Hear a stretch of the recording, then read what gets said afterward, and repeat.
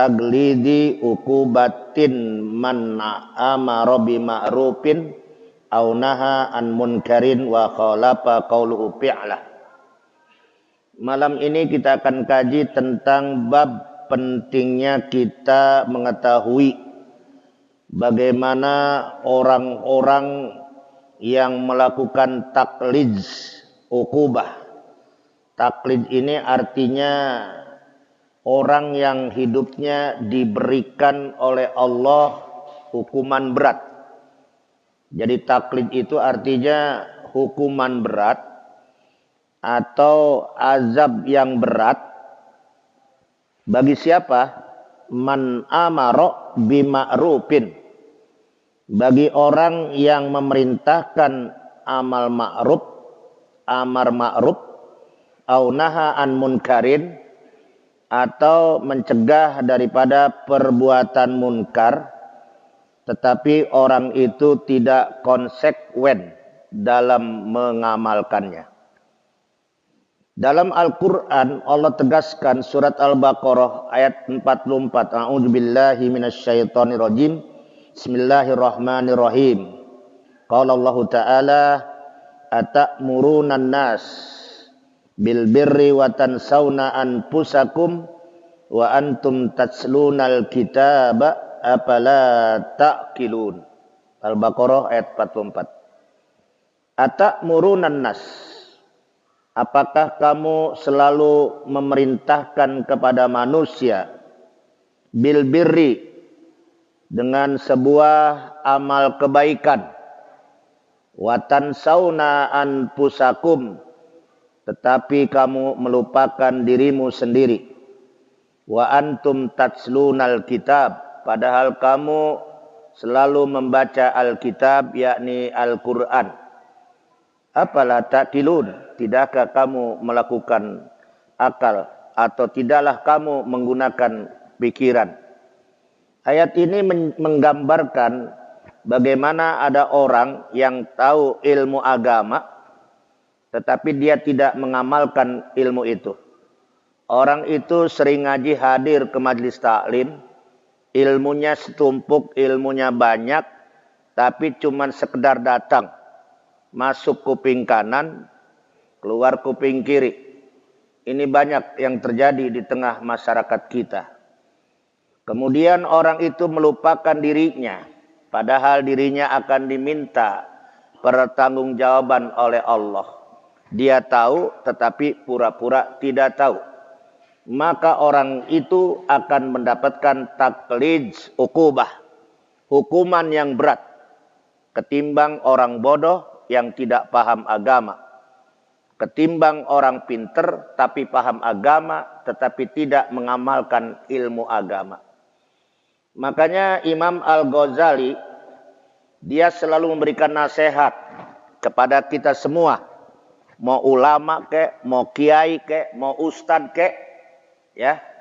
Jangan sampai ulama, ustad, kiai cuman pandai berbicara tapi tidak pandai mengamalkan. Dia masuk ayat ini.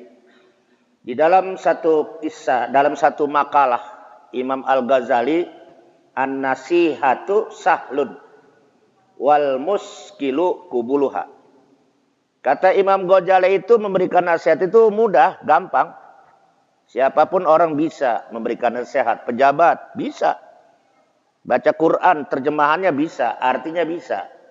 Tapi bagaimana mengamalkan isi kandungan yang ia sampaikan, ini yang banyak kita hadapi di tengah masyarakat. Jadi an-nasihatu sahlun. Memberikan nasihat itu mudah. Contoh orang tua memberikan nasihat supaya anaknya ngaji. Sementara orang tuanya nggak ngaji. Orang tua menyuruh anaknya sholat. Sementara orang tuanya malas sholat. Nah ini termasuk gilaj. Termasuk taklid uqubah. Dia akan mendapatkan hukuman yang berat dari Allah. Orang-orang yang model begitu. Tahu ilmunya tetapi tidak pakai dan tidak diamalkan, maka orang itu mendapatkan hukuman yang berat. Kemudian wal muskilu uqubah. Yang paling sulit itu kata Imam Ghazali menerima dari ilmu yang ia terima. Itu yang paling berat. Kita lihat banyak orang rajin ngaji, rajin juga maksiat. Betul atau tidak? Ngajinya mah rajin, tapi maksiat rajin. Banyak orang rajin ngaji, ngomongin orang jalan terus. Banyak orang rajin ngaji, riba dia tenggak, dia telan. Banyak orang rajin ngaji, segala korupsi dia lakukan. Imannya cuma di masjid, di luar masjid dia locot imannya. Inilah manusia-manusia yang masuk ayat tadi, atamurun nas. Kamu pandai menyuruh manusia, tetapi kamu tidak pandai memberikan contoh. Kemudian wa antum tatlunal kitab, bahkan banyak orang yang pandai Quran tetapi tidak dapat hidayah. Al-Quran cuma dijadikan hujjah, Al-Quran cuma dijadikan tameng dalam kehidupan. Banyak zaman sekarang. Kam min qari'il Quran wal Quran yal'anuh, kata Nabi. Berapa banyak orang yang pandai membaca Al-Quran, tetapi Quran mengutuk dia. Na'udzubillah min dzalik. Mudah-mudahan kita tidak termasuk golongan orang-orang yang taklid, ukubah, yang mendapatkan hukuman dari Allah Subhanahu wa taala. Kemudian ayat berikutnya sebagai referensinya, ya ayyuhalladzina amanu. Hei orang-orang yang merasa dirinya beriman, lima taqulun ma la taf'alun. Mengapa kamu pandai berucap tetapi tidak pandai beramal? Jadi banyak orang yang pandai mengukir kata-kata, melukis kata-kata. Tapi yang berat, kata Imam Al-Ghazali, al-muskil kubuluha. Yang paling berat menerima dari ucapannya, dari ayat Allah, dari hadis Rasulullah. Li'annaha fiha zakiyun muttabaun murrun. Karena nasihat itu pahit, saudara. Jadi nasihat itu pahit. Bagi orang yang beriman itu manis. Bagi yang hatinya pelinpan antara iman dan munafik, dia pahit. Diberi nasihat kagak mempan. Sawaun alaihim a'anzartahum am lam tundirhum la yu'minun. Diberi nasihat atau tidak, disodorkan ayat Allah, hadis Rasulullah, tetap mereka tidak beriman. Kenapa? Hatinya sudah dicap oleh Allah. Khatamallahu qulubihim. Di dalam hatinya sudah dicap. Fi qulubihim maradun, ada penyakit. Wazadahumullahu marado, bahkan penyakitnya semakin parah. Kenapa?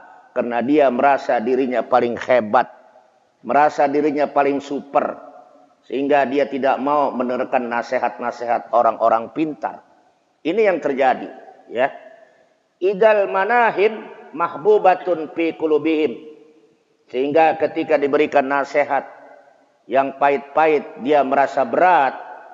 Alal khusus talibil ilm rasmian, kata Imam Ghazali, terutama para kiai, para ustadz, banyak yang alergi ketika ada nasihat. Maka oleh karena itu jadilah orang yang tawadu. Orang yang tawadu adalah orang yang rendah diri. Nabi mengatakan man tawadu'a rafa Allah. Siapa orang yang hidupnya tawadu, diangkat oleh Allah derajatnya. Wa man takabbara, siapa orang yang takabur, direndahkan derajatnya. Jamaah sekalian yang berbahagia, beruntunglah kita hari ini selalu mengisi waktu kita untuk hadir ke majelis ilmu. Karena dudukmu di majelis ilmu itu jauh lebih unggul daripada sholat ibadah 1000 rakaat tanpa ilmu. Faqihun, seorang faqih, alimun, waro'un, seorang faqih yang alim, yang waro', itu lebih unggul daripada seorang 1000 orang yang ahli ibadah tanpa ilmu. Mudah-mudahan kita termasuk orang-orang yang faqih, yang selalu mendalami ilmu agama agar hidup kita selamat dunia dan akhirat, ya. Ya ayyuhalladzina amanu, hai orang-orang yang beriman, lima taqulun ma la taf'alun. Kenapa kamu pandai berucap tetapi tidak pandai berbuat, kata Allah. Kabura maktan indallah. Kabura maktan, sungguh besar dosanya di sisi Allah. Antaqulu ma la taf'alun, orang yang pandai berbicara tetapi tidak pandai melakukan atau tidak pandai mengerjakan. Jadi dua ayat ini sebagai landasan kita, rujukan kita baik-baik, hati-hati kalau kita sudah banyak mengaji tapi tidak diamalkan. Yang paling cakep, setiap kita mengaji apapun yang disampaikan oleh guru kita, paling tidak kita bisa mengamalkan. Itu yang paling cakep. Jamaah sekalian yang berbahagia. Kemudian, mengapa manusia terkadang dimurka oleh Allah? Ada 4 penyebabnya. Ya, ada berapa? 4. Yang pertama, penyebab manusia dimurka oleh Allah mengenai ayat tadi, ya, di mana yang pertama karena manusia di situ dia membiarkan ajaran Allah tanpa meresapi atau mengamalkan ajaran Allah. Di mana tidak sedikit orang yang bisa berilmu tapi tidak pandai mengamalkan ilmu. Sehingga dari hadis Rasulullah, innallaha idza ahabba abdan da'a Jibril. Allah itu kalau udah cinta kepada hambanya, dia panggil Jibril. Ya, kemudian faqala inna ahabba fulan fa ahibbu. Qala fa yuhibbu Jibril. Kata Allah, ya Jibril, panggil tuh si fulan. Dia orangnya sangat respek kepada ajaran Allah. Dia orangnya sangat tunduk kepada ajaran aku. Aku cinta kepada si fulan, ya Jibril. Beritahukan kepada penduduk-penduduk langit. Beritahukan kepada penduduk-penduduk bumi. Maka Allah sangat suka kepada hambanya yang respek kepada ajarannya. Maka Jibril dipanggil untuk mencari hamba-hamba Allah yang respek kepada ajaran Allah. Maka Allah murka ketika ada orang ngaku muslim, tetapi orang itu merusak citra Islam. Tidak sedikit kita lihat. Saya nggak sebut para tokoh-tokoh Islam di Indonesia. Lantaran dia sudah terjebak penyakit wahan, cinta dunia, cinta jabatan. Dia mengorbankan agamanya. Ini yang terjadi di tengah masyarakat kita. Padahal ilmunya dari Timur Tengah. Kitabnya ngelotok. Kenapa imannya tergadai? Enggak heran saudara. Kata Nabi, badiru bil a'mali solehah. Isi hidupmu dengan amal soleh. Akan muncul fitnah, kata Nabi. Seperti malam terjadi siang, siang terjadi malam. Berapa banyak orang yang paginya beriman, sorenya kafir. Dan berapa banyak orang yang sorenya kafir, paginya sudah beriman, kata Nabi. Itu sudah diprediksi oleh Nabi, enggak usah heran. Kalau ada ulama ilmunya mumpuni, ilmunya mantap, ilmunya segudang, tapi dia terlalu mencintai dunia, hubud dunia, penyakit wahan, wa karahiyatil maut. Dia enggak pernah takut yang namanya menghadapi kematian. Dia enggak pernah takut bahwa kematian itu adalah kehidupan yang pertama yang dialami oleh manusia di alam barzah. Kehidupan di dunia darul amal, tempat kita beramal. Wal akhirah darul jaza. Kehidupan di akhirat itu tempat kita menerima balasan, saudara. Maka beruntunglah orang-orang yang bisa mengkaji ilmu lalu mengamalkan ilmunya. Merugilah orang yang banyak ilmu cuman dijadikan perdebatan dalam kehidupannya. Baik-baik kita jangan sampai mengikuti ulama-ulama su. Nabi mengatakan nanti akan muncul di akhir zaman dajjal yang sesat. Tetapi ada lebih yang sesat dari dajjal, kata Nabi. Siapa? Ulama su. Ulama yang ilmunya mumpuni tetapi tidak pernah mengamalkan ilmunya. Itu lebih sesat dari dajjal. Maka Allah murka kepada orang yang alim, paham ilmu tapi tidak mengamalkan ilmu. Bahkan orang alim lebih dahulu disiksa qabla ubadil wasad, sebelum para penyembah berhala. Bayangin, penyembah berhala orang musyrik itu disiksa, tapi orang alim lebih dahulu disiksanya. Benar lebih tahu. Lalu ada orang berkata, kalau gitu Pak Ustadz, saya mendingan kagak ngaji. Ente kagak ngaji, ente tetap berdosa. Kena ngaji hukumnya fardu ain. Nabi mengatakan tolabul ilmi faridah ala kulli muslimin, riwayat Muslim.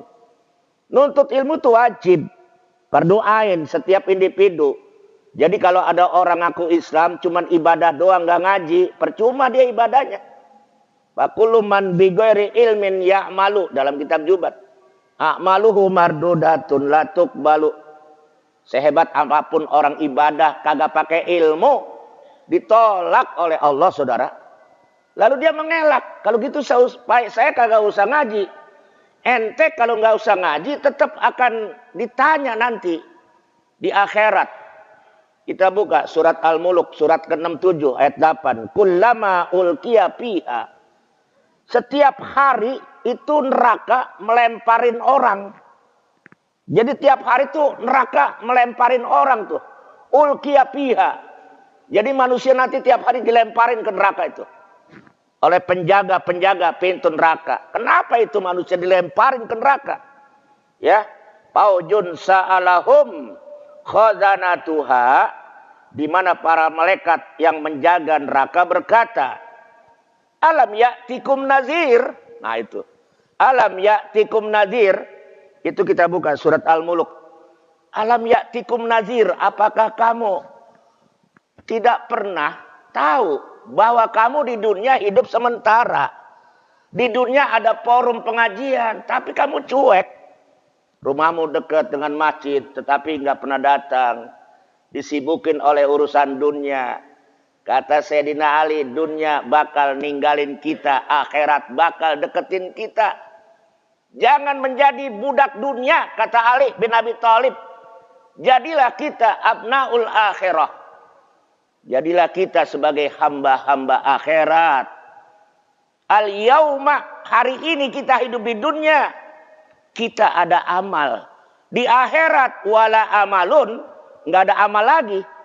Yang ada jazaun, balasan. Maka mudah-mudahan ayat ini memberikan motivasi, spirit buat kita. Jangan pernah mengabaikan hukum Allah. Andai kata kita bisa langsung kita laksanakan. Maka mudah-mudahan kita tidak termasuk taklid ukubah. Tidak mendapatkan siksaan yang berat di akhirat. Itu yang pertama. Faktor-faktor Allah murka. Yang pertama karena dia cuek dengan ajaran Allah. Dia tahu tapi tidak mengamalkan ilmu-ilmunya. Yang kedua, ada orang diberikan umur oleh Allah. Umurnya sia-sia. Hanya untuk main gaple, hanya untuk hardolin, dahar, modol, ulin. Banyak. Ada pengajian dia cuek aja. Padahal umurnya itu milik Allah. Tetapi dia cuek. Allah murka. Karena Allah yang nyiptain kita. Wa ma khalaqtul jinna wal insa illa liya'budun. Az-Zariyat 56. Siapa yang ciptakan manusia dan jin kecuali Allah? Untuk apa kita diciptain? Untuk ibadah, bukan untuk main gaplek. Bukan untuk layar keluyur. Bukan untuk khardolin. Gunakan umurmu sebagai modal hidupmu. Umur manusia itu enggak panjang, saudara. Jadi kata Nabi, mabaina sittina wa sab'in. Enggak lebih di antara posisi 60 tahunan, 70 tahunan. Bahkan dalam kitab Ayyuhal Walad yang dikarang oleh Imam Al-Ghazali, siapa orang yang hidupnya berpaling dari ajaran Allah, dia hanya ngurusin urusan dunia, maka orang itu akan merugi. Kenapa merugi? Karena Allah sudah kasih umur. Apalagi kata Imam Ghazali, kalau ada orang yang umurnya udah mencapai 40 tahun, tidak mau tobat, tidak mau bener, masih doyan maksiat, yang dikhawatirkan kata Imam Al-Ghazali, matinya dalam keadaan murka Allah alias su'ul khatimah. Na'udzubillah min dzalik. Jadi yang kedua, Allah murka ketika orang dikasih umur, dia tidak gunakan umurnya untuk mencari kebaikan. Malahan umurnya untuk melakukan hal-hal yang tidak bermanfaat dalam kehidupan. Coba kita buka surat Al-Quran. Di sana dikatakan surat Fatir ayatnya kalau nggak salah 37. Wahum yastarihuna fiha. Itu penduduk neraka pada teriak-teriak itu, ya. Ngejerit dia sampai histeris. Sampai jeritannya kedenger kepada penghuni neraka yang lain. Kemudian dia protes kepada penjaga pintu neraka. Apa yang dia protes? Rabbana akhrijna kunna na'mal ghairu na'mal salihah. Rabbana akhrijna na'mal salihan ghairu na'mal ma kunna. Di dalam ayat itu, ya Allah, keluarin saya apa? Ngapa mas? Kagak kuat saya disiksa di api neraka. Emang apa? Panas banget. Kalau pletikannya aja nempel di ujung jari kita, itu tembus ke umbun-umbun, itu baru pletikannya. Belum kita direbus, saudara. Masya Allah. Bapak jangan jauh-jauh, api rokoknya nggak sanggup. Kompor gas yang biru Bapak giniin, sanggup nggak? Lah ini dibakar di api neraka. Dalam sebuah keterangan, di api neraka itu panasnya dengan api dunia bandingannya sampai 70.000 derajat Celcius.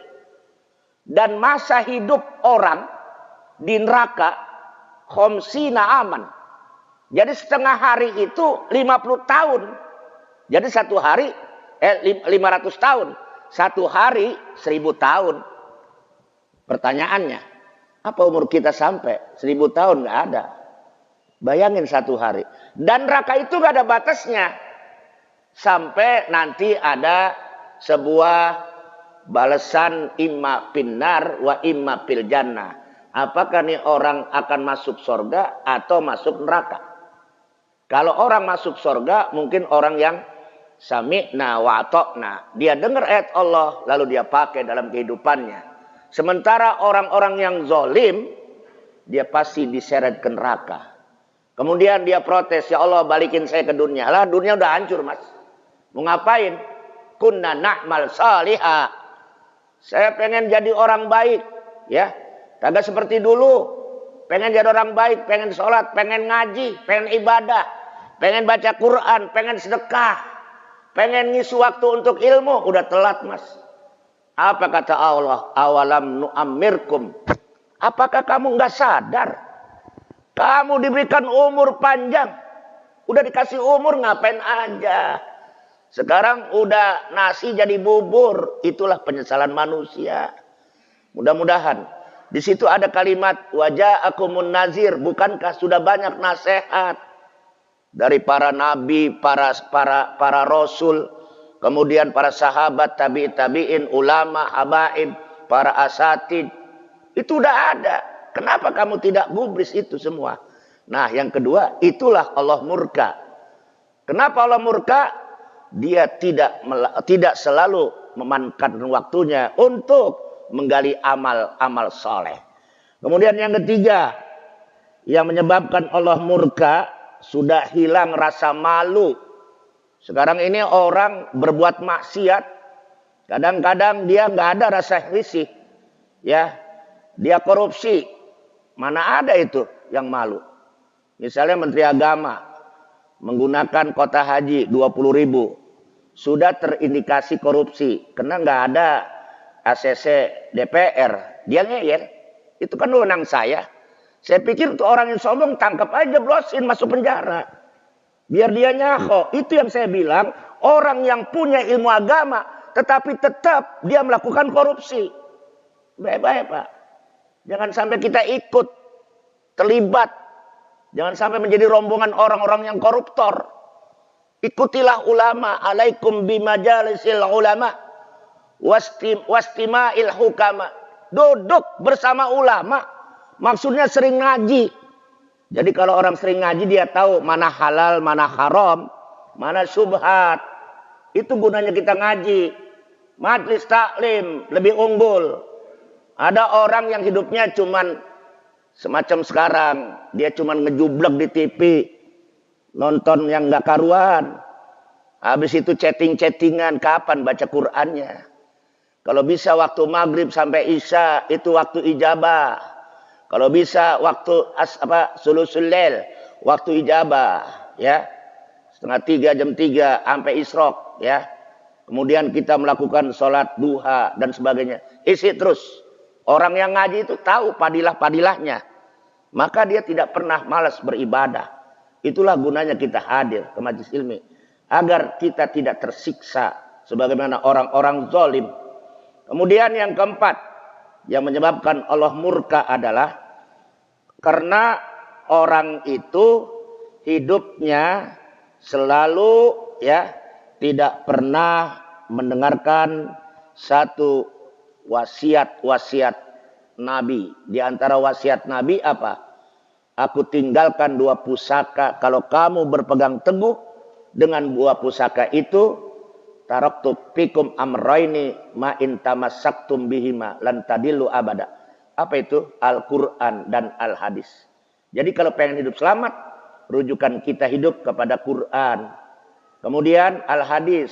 Kalau tidak ada hadis, ijma ulama. Kias, ya. Itu semua sumbernya. Artinya apa? Banyakin menggali ilmu, ya, daripada ulama yang mumpuni, yang sanadnya nyambung kepada sanad Rasulullah Sallallahu Alaihi Wasallam. Kemudian dari Abi Zaid Usamah bin Zaid bin Haris. Jadi ini Usamah bin Zaid seorang anak muda. Usianya 18 tahun dia. Nabi mengangkat Usamah bin Zaid, itu banyak yang protes karena banyak senior. Ada Abu Bakar As-Siddiq, ada Umar bin Khattab, ada Utsman bin Affan, ada Ali bin Abi Thalib, bahkan banyak sahabat lain, Ibnu Mas'ud dan sahabat lain. Ini anak muda namanya Usamah bin Zaid bin Haris, orang tuanya. Dia ditunjuk sama Nabi sebagai pimpinan perang untuk menghadapi perang Romawi. Kaisar Romawi, ya, yang untuk menghancurkan Islam. Kemudian kata Nabi, Usamah bin Zaid, saya angkat engkau sebagai panglima perang. Mungkin para senior iri. Kenapa Nabi mengangkat Usamah bin Zaid yang usia 18 tahun? Karena dia tahu potensinya. Jangan pernah meremehkan anak muda, kata Nabi.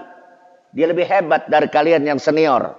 Banyak orang yang senior Islamnya, tapi tidak berani membela Islam. Ketika Islam diobok-obok, dia anteng aja. Sholat terus, ya. Ketika di tengah masyarakat banyak perbuatan maksiat, dia diam aja.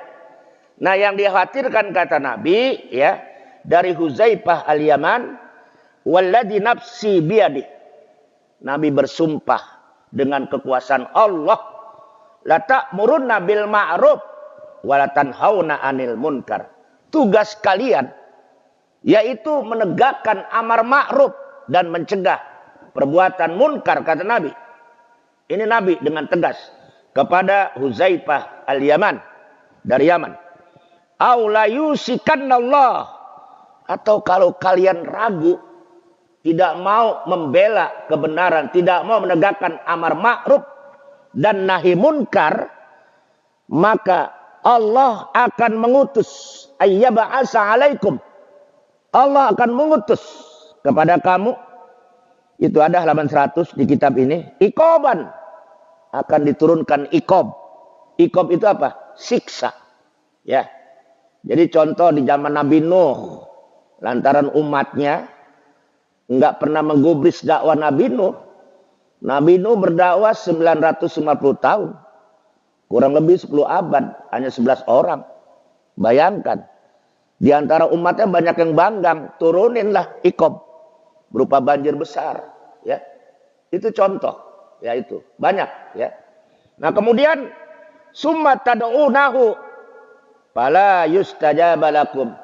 Kalau di tengah masyarakat ada perbuatan munkar, kemaksiatan merajalela, ulamanya bungkem, tokoh masyarakat bungkem, RT-nya bungkem, RW-nya bungkem, lurahnya bungkem, para pejabat bungkem, ya, ketika melihat kemaksiatan, maka Allah turunkan iqob, azab, ya, di tengah masyarakat itu. Ketika ada orang yang menadahkan tangannya ke langit berdoa, summa tad'unahu fala yustajaba lakum, kagak mungkin doanya diterima oleh Allah. Kenapa? Karena terhalang oleh adanya kemungkaran, terhalang oleh adanya kemaksiatan, gitu Pak. Jadi intinya kajian kita hari ini, bagaimana kita sebagai seorang muslim siap menegakkan amar ma'ruf dan siap mencegah perbuatan nahi dan munkar, gitu, ya. Itu intinya. Yang kedua, di sini ada keterangan lagi ya yang masih kita kaji dari Usamah bin Zaid yang tadi saya katakan dia seorang panglima perang dalam melawan tentara Romawi. Sami'tu Rasulullah, aku telah mendengar Rasulullah bersabda, yaqul yu'ta birrajuli yaumal qiyamah.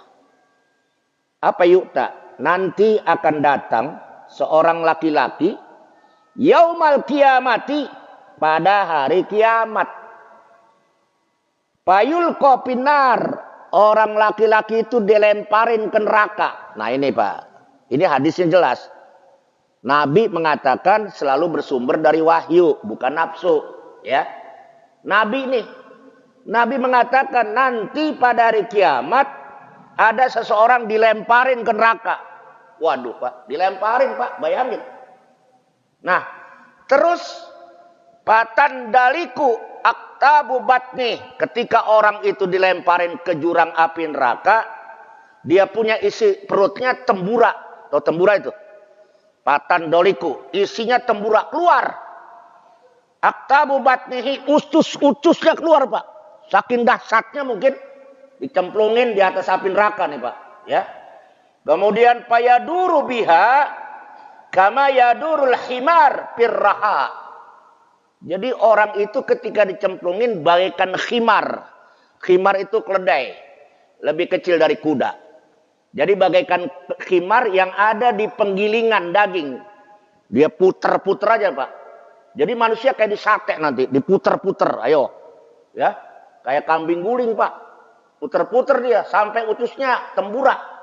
Ususnya sampai keluar semua itu. Nah, di sini Pak, Bapak belum dijawab nih. Ntar ada jawabannya, ya. Maka kalau kita dengerin ada jawabannya. Kemudian payajtami'u ilaihi ahlun nar. Pada waktu itu semua penghuni neraka pada ngumpul. Yajtami, pada ngumpul dia. Ahlun nar, penduduk penghuni neraka, ya, penghuni neraka pada ngumpul. Ya, melihat ada orang yang dilemparin ke neraka. Secara tiba-tiba, payakulun, lalu penghuni neraka berkata, ya Fulan, malaka? Ya Fulan, malaka? Hei Fulan, kenapa ente dilemparin semacam begini bahasa kita? Ya Fulan, malaka? Apa gerangan? Masa nuka? Apa yang menyebabkan ente dilemparin ke neraka ya Fulan? Alam taku ta'muru bil ma'ruf wa tanha 'anil munkar. Bukankah ente dulu profesi ente orang yang selalu mengajak orang ke jalan amar ma'ruf nahi munkar? Kenapa ente dilemparin? Ya profesinya banyak Pak. Profesi pendai ya, ustadz, kiai, kena semua ini ayat. Ya. Maka jangan dikira jadi kiai enteng, berat Pak, ya, berat tanggung jawabnya dari ayat tadi ya, berat Pak. Apalagi kiai zaman sekarang yang orientasinya materi, siap-siap aja itu. Jangan sampai agama dijadikan materi, jangan sampai agama dijadikan tastaru bi ayati samanan galila, dengan harga yang sedikit, ya, baik-baik ya. Semacam Imaduddin, ya, tokoh Banten. Dia yang sudah memberikan aliran sesat. Bahkan udah ada bukunya itu. Kalau buku itu dibeli, anak kita, generasi kita jadi sesat lah Pak. Belum lagi yang di Surabaya itu. Ya, dia sama satu cekian tuh. Satu guru, satu cekian, satu aliran sesat saudara. Yang ngakunya bisa ngomong dengan jin. Ya, bisa ngomong dengan malaikat Jibril. Bisa ngomong dengan bahasa semut. Ini ulama yang punya pada pesantren. Ya. Siapa Ustadz Hakim namanya yang dari Surabaya? Mama apa? Hah? Bupron, ya. Bupron Pak Al-Bantani itu. Dari Banten semua Pak. Wah elah, ilmunya mumpuni. Kitabnya numpuk. Tapi menjadi termasuk ayat ini. Atamurun nas bil birri wa tansawna anfusakum wa antum tatlunal kitab, baik-baik Pak.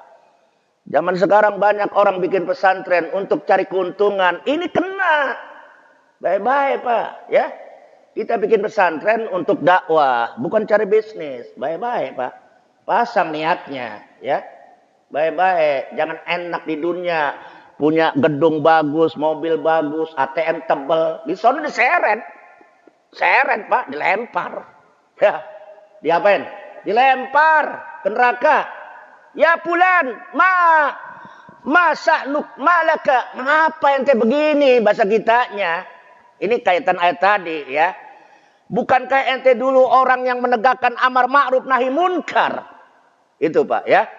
Kemudian apa dia diam? Bala. Ya benar. Aku dulu di dunia orang yang berbicara tentang amar ma'ruf nahi munkar. Tetapi aku sendiri yang melanggarnya. Kuntu amuru bil ma'ruf wala ati. Saya memang mengajak orang supaya menegakkan amar ma'ruf tetapi saya tidak melakukannya. Ada kemaksiatan dekat rumah saya diantepin aja. Yang penting saya happy. Yang penting saya sukses. Ini Pak. Baik-baik Pak. Turun iqab Allah ya. Bahkan kata Nabi, siapa orang yang melihat kemungkaran di tengah masyarakatnya, dia diam, tidak merubah kemungkaran itu, fahuwa syaitanun akhras. Samalah dia seperti setan yang budeg. Setan yang tuli. Setan Pak, derajat sama setan. Ya. Nah, emang berat Pak menegakkan amar ma'ruf nahi munkar. Depan musola ya, ada yang main gaplek, kagak bisa kita ngaruh-ngaruin. Malahan, Pak kapan main gaplek? Malah dia ngajakin main gaplek. Nauzubillah ya. Nah, inilah tugas kita sekarang, bagaimana menumpas kemungkaran. Memang itu berat ya. Kemudian wa anha anin munkar wa atihi. Saya mencegah kemunkaran tapi saya sendiri datang di kemungkaran. Ya Allah, di masjid saya pura-pura alim, di orang masjid saya datang. Ya, ada perek-perek berkeliaran, dia datang Pak. Padahal dia benci, tetapi dia ngomong di depan umat begitu. Di belakangnya dia melakukan sebuah perbuatan maksiat ya. Nah, inilah yang dimaksud dengan orang-orang yang akan diseret ke neraka adalah mereka pandai berbicara tentang amar ma'ruf nahi munkar, tapi dirinya sebagaimana lilin yang membakar dirinya ya. Jadi mudah-mudahan kajian ilmu yang kita kaji hari ini benar-benar bermanfaat dalam rangka melakukan evaluasi di dalam diri kita. Mudah-mudahan kita tidak tergolong orang-orang yang pandai berbicara, tetapi kita pandai melakukan sebuah amalan untuk menyelamatkan diri kita. Ku anfusakum wa ahlikum naro. Jagalah dirimu, keluargamu daripada ancaman api neraka ya. Mudah-mudahan kajian kita beberapa ayat ini menjadi rujukan kita agar semakin hari ini ayat harus digaungkan terus ya. Karena banyak orang yang berilmu tapi tidak bisa mengamalkan ilmu. Banyak orang ilmunya banyak tapi merasa pinter, tidak mau mendengarkan nasihat-nasihat para ulama yang lain. Jadi kata Imam Syafi'i, an-nasihah sahlun. Memberikan nasihat itu gampang ya. Yang sulit adalah wal muskilu kubuluha. Yang sulit adalah menerimanya.